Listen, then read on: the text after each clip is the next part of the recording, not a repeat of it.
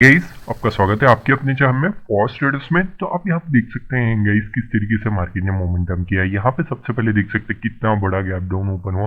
Gap down होते ही मैंने आपको एक चीज बताई थी, जब भी बड़ा कैंडल मिल जाता है तो एक साइडवेज की तरह बिहेव करने लगता है। तो ये नीचे आया, ब्रेकडाउन तो दिया, लेकिन जैसे यहाँ से रिवर्स हुआ गाइस, कंटिन्यूअसली कंसोलिडेशन फेज में चला गया और क्लोज कर गया। ठीक है गाइस, लेकिन एक चीज देखिएगा जो हमने एग्जैक्टली आपको समझाया था, फिर निफ्टी में देख सकते हैं जहां पे ओपन हुआ रेजिस्टेंस लिया, फिर अपसाइड जाने की कोशिश किया, एग्जैक्टली वहीं से रेजिस्टेंस लेते हुए फिर डाउन साइड मोमेंटम आया। होप आपने एट द पॉइंट यहाँ पे फिर निफ्टी में एटलीस्ट ट्रेड किया होगा, क्योंकि यहाँ पे जैसी रेजिस्टेंस लिया यहाँ पे कंटिन्यूअसली कंसोलिडेट कर रहा था गाइस।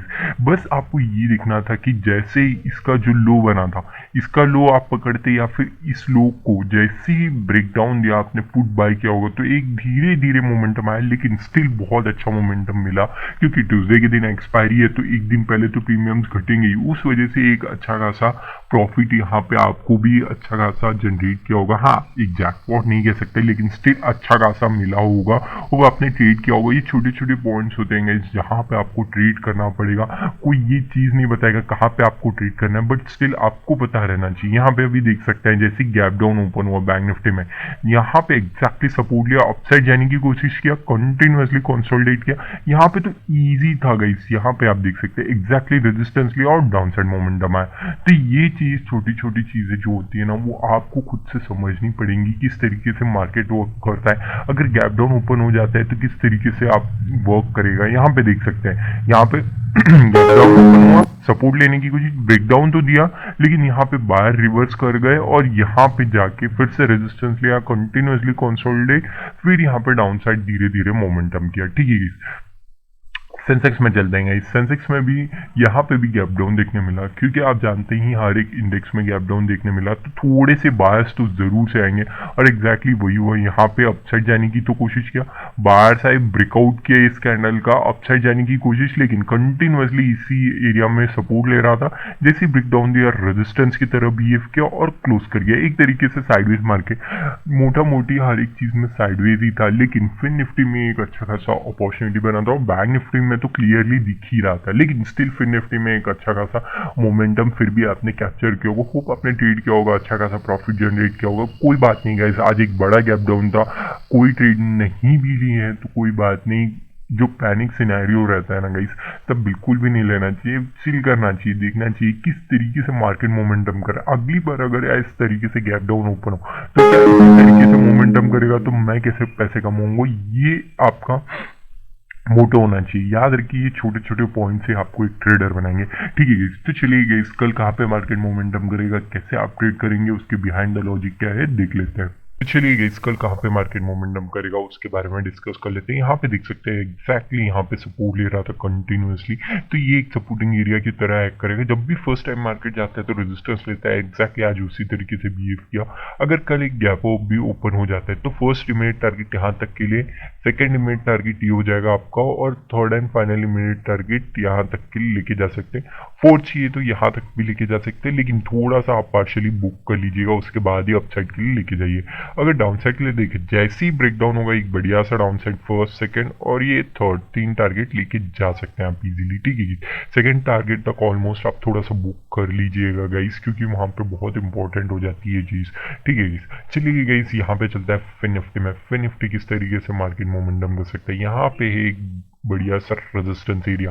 ठीक है गाइस, लेकिन एक चीज देखिए, प्रीवियसली क्या यहाँ पे कुछ हुआ है, बिल्कुल भी नहीं। तो यहाँ पे एक सपोर्टिंग एरिया की तरह एक्ट कर सकता है। तो सबसे पहले याद रखिए, यहाँ पे एक सपोर्टिंग एरिया, ठीक है, हमेशा याद रखिए जहाँ पे भी मेजर सपोर्टिंग एरियाज दिखते हैं वहाँ पे आपको हमेशा ध्यान रखना चाहिए। यहाँ पे जैसे ही ब्रेकआउट होगा ना, first immediate target, second immediate target और थर्ड इमीडिएट टारगेट इजीली लेके जा सकता है। उसके बाद अगर इस चीज़ का ब्रेकडाउन हो जाता है, इसका आज का लो, उसके बाद तो इजीली फर्स्ट, सेकंड और थर्ड, और कल तो फिर निफ्टी की एक्सपायरी भी, तो एक अच्छा खासा आप प्रॉफिट भी जनरेट कर सकते हो, उस हिसाब से आप ट्रेड कर सकते हैं। यहाँ पे भी बैंक निफ्टी में चलते हैं, इस बैंक निफ्टी में भी एग्जैक्टली उसी तरीके से बिहेव किया। यहाँ पे एक मेजर सपोर्टिंग एरिया है और यहाँ पे एक रेजिस्टेंस की तरफ बिहेव कर रहा है मार्केट। ठीक है, तो हम यहाँ पे सबसे पहले एक सपोर्टिंग एरिया बना लेते, ये एक सपोर्टिंग एरिया की तरह एक्ट कर रहा है फिलहाल के लिए, ठीक है गाइस। लेकिन इसका ब्रेकआउट होने दीजिए गाइस, हमेशा याद रखिए इस चीज़ का, जब जैसे ही ब्रेकआउट होगा ना, ये फर्स्ट इमीडिएट टारगेट, ये सेकेंड और ये third and final immediate target आप लेके जा सकते हैं डाउन साइड के लिए। अगर इसका ब्रेकडाउन हो जाता है ना इस लेवल का, तो जैसी रेजिस्टेंस लेगा आपका फर्स्ट, सेकेंड और थर्ड एंड फाइनली मेरी टारगेट। होप आपको छोटे छोटे पॉइंट समझ रहे हैं। अगर कुछ भी नहीं समझ रहा प्लीज़ कमेंट करके ज़रूर से बताइएगा, इसमें और एनहांस करने की कोशिश करूंगा अपने वीडियोस को, और अच्छे से अच्छे वीडियोस डिलीवर करने की कोशिश करूंगा आपके लिए, ठीक है। यहाँ पे देख सकते हैं एग्जैक्टली ये रेजिस्टेंस की तरह बिहेव कर सकता है। जैसे ही ब्रेकआउट होगा ना, ये फर्स्ट इमीडिएट टारगेट, ये सेकंड इमीडिएट टारगेट और ये third and final immediate target की तरह बिहेव कर सकता है।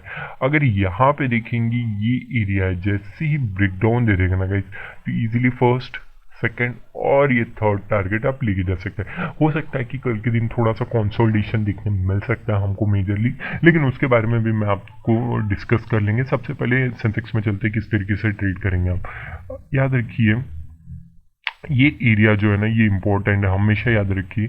जैसे ही ब्रेकआउट होगा ये फर्स्ट और ये सेकंड, ये दो ही टारगेट मैं आपके लिए कहूँगा सेंसेक्स में। अगर डाउन साइड जैसी रेजिस्टेंस है फर्स्ट, सेकंड और थर्ड, ये तीनों ही टारगेट आप लेके जा सकते हैं। यहाँ पे चलते हैं, यहाँ पे किस तरीके से कंसोलिडेट कर सकते हैं या फिर साइडवेज मार्केट होगा, वो थोड़ा सा डिस्कस कर लेते हैं फिर निफ्टी में। यहाँ पे इंपॉर्टेंट क्या चीज़ है गाइस, कि यहाँ पे कंटिन्यूसली यहाँ पे एक रेजिस्टेंस की तरह बिहेव कर रहा है, तो मेरे लिए ये इंपॉर्टेंट हो जाएगा, इसके ऊपर नहीं जाएगा कल के दिन और इसके नीचे नहीं जाएगा। ओके गाइस, अगर आप एक एग्रेसिव ट्रेडर नहीं है तो इसी के अंदर आप ट्रेड कर सकते हैं। हाँ, अगर आपको एग्रेसिवनेस चाहिए तो याद रखिए इसके ऊपर थोड़ा सा सस्टेन करने दीजिए और इसके नीचे यहाँ तक के लिए लेके जाइए, यहाँ से यहाँ तक का आप लेके जा सकते हैं।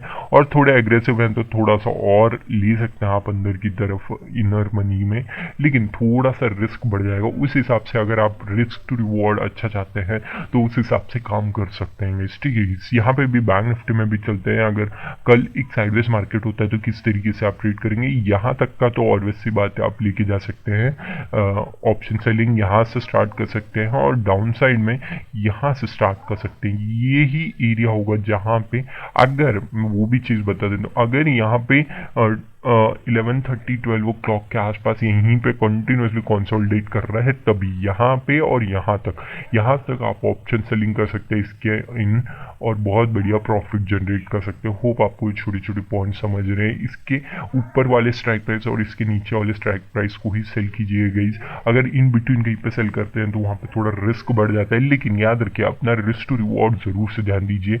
अपना एसएल स्ट्रिक्टली 10 to 15 रुपीज़ का ही रखिए, ज़्यादा मत रखिए गाइस। हो सकता है कि एंट्री दोबारा लेनी पड़े तो तब ले लीजिए, लेकिन ये ज़रूरत नहीं है कि आपको 50 रुपीज़ का आपका जो एसएल है 15-20 रुपीज़ का था और आप 50 रुपीज़ नेगेटिव में भी लेके चल रहे हैं, बिल्कुल भी नहीं। याद रखिए जो आपने रिस्क टू रिवॉर्ड ड्रॉ किया है लाइन को अपने माइंड में उतना ही रखिए। अगर एंट्री फिर से मिलती है तो एंट्री कीजिए, वरना वो ट्रेड को एग्जिट कर लीजिए। होप आपको छोटे छोटे पॉइंट समझे होंगे, मैंने डिटेल में समझाने की कोशिश की। होप आपको ये वीडियो अच्छा लगा। Thank you for watching guys.